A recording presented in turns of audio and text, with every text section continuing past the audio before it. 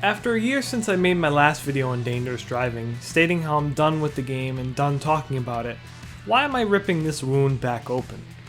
Well, I feel like it's necessary. As with Dangerous Driving 2 in the works, it's important to understand the issues that plagued the first game. Let's take a look at what went wrong with Dangerous Driving.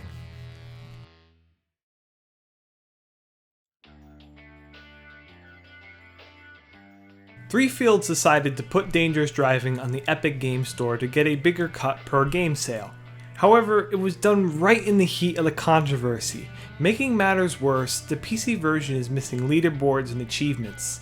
All their previous games had these features on PC when they were using Steam, but since the Epic Games Store doesn't have support for them, PC users get short-shafted.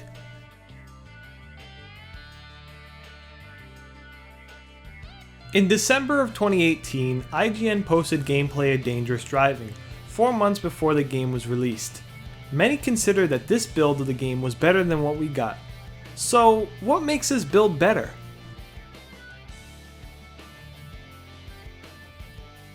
Takedowns looked a lot smoother in the older builds.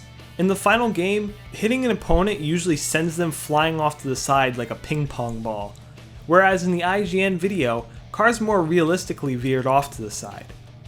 Also in the IGN video, the takedown camera was better, as it would smoothly transition to the takedown rather than the instant snap as it does in the final game.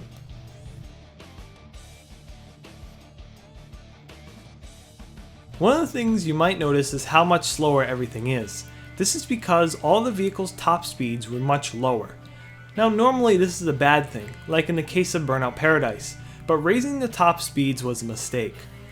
Firstly, these tracks were not designed for these fast vehicles. That's why many times you can literally fly forever when going over a hill because these maps were designed with this lower top speed in mind.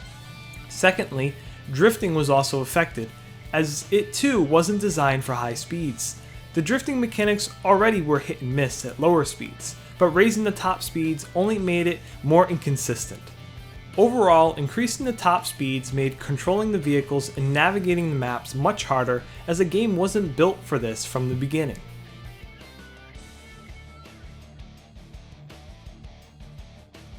In the IGN video, notice how there is a lack of guardrails, and if there are guardrails, they are breakable. In the final game, static, non-breakable guardrails are around the entire racetrack. This ends up only hurting more than helping. In the Burnout games, they were there to help players as you could grind on them without losing much speed. In Dangerous Driving, however, you tend to bounce off of them and can't reliably grind on them like you can in Burnout. This not only makes the tracks more tighter, but makes the persistent wrecks much more of an annoyance. I see people complain about these persistent wrecks, but it's not the wrecks themselves that's the problem. Rather, it's more so on how they're always kept on the track because of the guardrails. Without the rails, most of the wrecks would end up outside the main track. With the rails in place, they end up going onto the road more or building up in troublesome spots. The implementation of these static, non-breakable guardrails, while seemingly helpful at first glance, actually does the opposite in gameplay.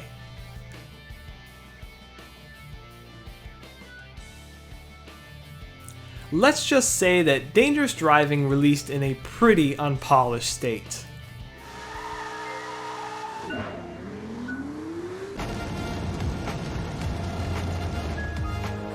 Wait, what? Wait, how did it just crash?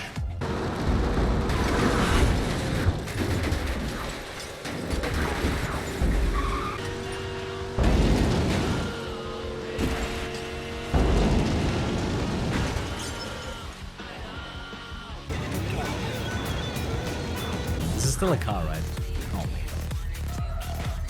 Who made this corner? Especially autopilot. Yep. Autopilot being stupid. Why is that a crash? I didn't even hit anything this time. Oh my god.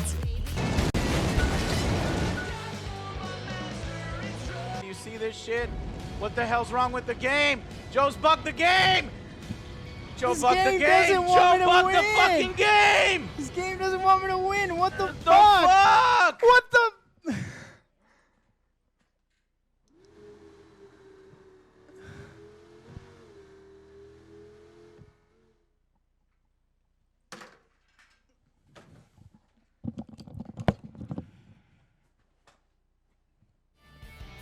While many issues were fixed, the game is still not the most stable, with glitches and crashes still occurring. This game needed a lot more time in development, and releasing this game in such a poor state did a ton of damage to the reputation of the series and the studio.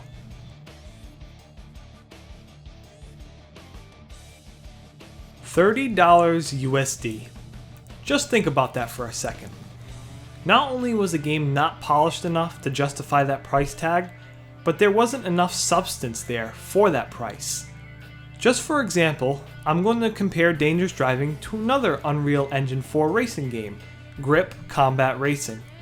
It's definitely two different scenarios, as Grip was made by a very small indie team, but was developed over many years in early access and was helped by a Kickstarter campaign and a publisher.